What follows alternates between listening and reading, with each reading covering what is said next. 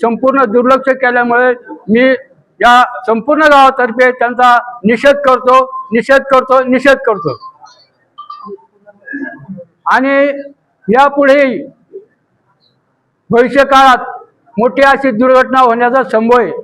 गावच्या संपूर्ण डोंगराला कमी कमी 9-10 ठिकाणी लहान मोठ्या दरडी गेलेल्या आहेत। या दरडीमुळे सर्व गावातील असणारी कुटुंब ही सर्व भीतीच्या वातावरणामध्ये या ठिकाणी राहत आहेत।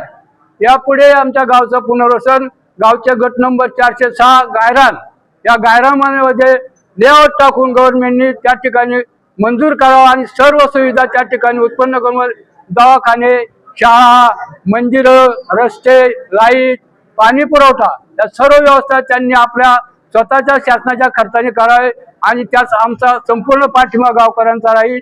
याच्या मी सर्व शासनाला हात जोडून विनंती करतो गावातर्फे। अक्षय त्रिकोणी आज माझ्या घराच्या बाजूलाच खूप मोठं दरडीचं संकट आलं। पहाटे 4च्या सुमारास ती दरड कोसळली।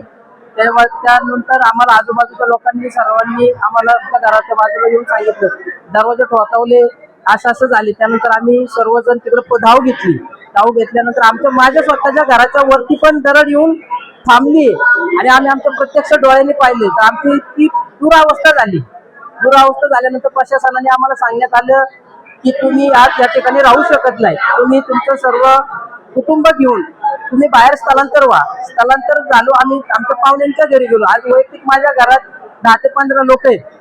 आज आम्ही गेले 4 दिवस झाले आम्ही पाहुण्यांच्या घरी राहिलोय, पण कुठल्याही प्रशासनाने आम्हाला विचारलं नाही की तुम्ही कुठं राहताय, तुमची खाण्याची व्यवस्था काय, तुमची राहण्याची व्यवस्था काय। आम्ही पाहुण्यांच्या घरी किती दिवस राहणार?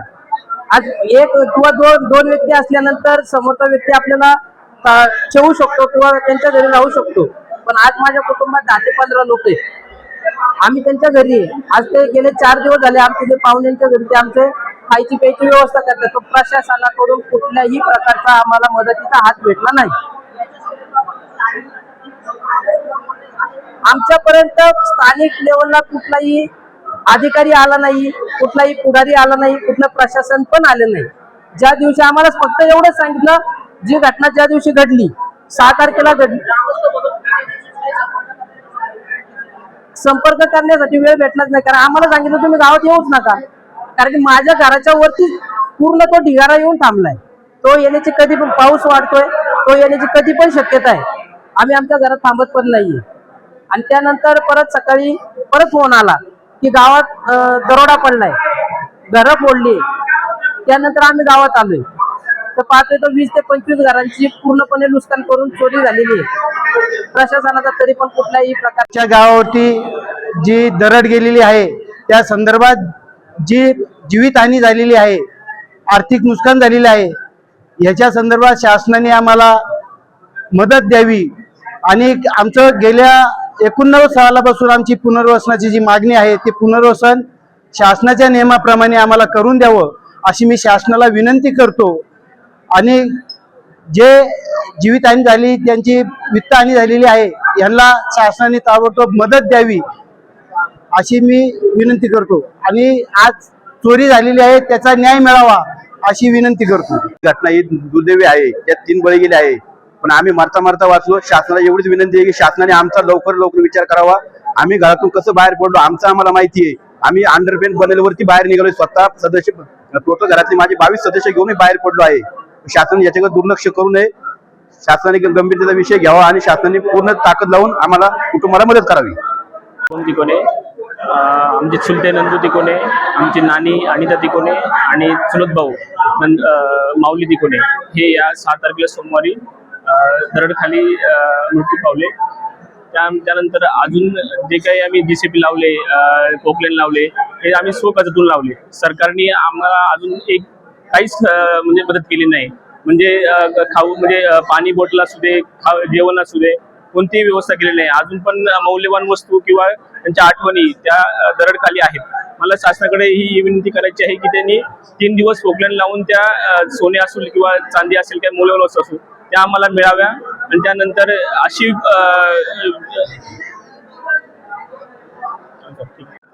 रघुनाथ पांडुरंग तिकोने या गावात राहतोय मी। माझे वय 80 आता हे या वारंवार हे असं होतंय. आम्ही कुठं जायचं, काय करायचं, ही आमची सुविधा करायची. शासनाची काही मदत मिळाली का? हा, शासनाची मदत आम्हाला काही शासनाची मदत नाही, काही नाही. हा, आतापर्यंत काही नाही. आता इथून मोर आम्ही आता गावातलं गाव सोडून गेलोय. आता आम्ही काय करायचं हे तुम्ही ठरवायचं. काय सांगाल पाटण गावामध्ये जी घटना घडली पाटण गावामध्ये जी दुर्दैवी 2 दिवसापूर्वी घटना घडलेली आहे त्या अनुषंगाने गावकऱ्यांचा रोष आहे. त्यात काल रात्री काही घरांमध्ये घरफोडी झालेली आहे, त्यामुळे बऱ्याच लोकांचे काही आर्थिक नुकसान झालेलं आहे. त्या अनुषंगाने गावकऱ्यांचा असंतोष आहे. आम्ही त्यांच्याशी चर्चा करतो आहे. त्यांच्या ज्या काही मागण्या आहेत त्या शासनापर्यंत पोहोचवत आहे. त्यांच्या मागणी आहे की प्रशासनाकडून आम्हाला आपत्तीच्या वेळी योग्य ते प्रतिसाद मिळालेला नाही किंवा मदत मिळालेली नाही आणि गावाचं पुनर्वसन ते शक्य तितक्या लवकर करून देण्यात यावं अशा मागण्या आहेत. त्यांच्या या व इतर मागण्या ज्या आहेत त्यांच्या संदर्भात आम्ही शासनाला त्यांच्या मागण्या पोहोचवत आहोत. तुर्तास आता बघणं सुरू आहे. जेवढे घर झालेले आहेत त्यांच्या जानमालाचे किती नुकसान झालेलं आहे ते फिर्याद घेणं सुरू आहे.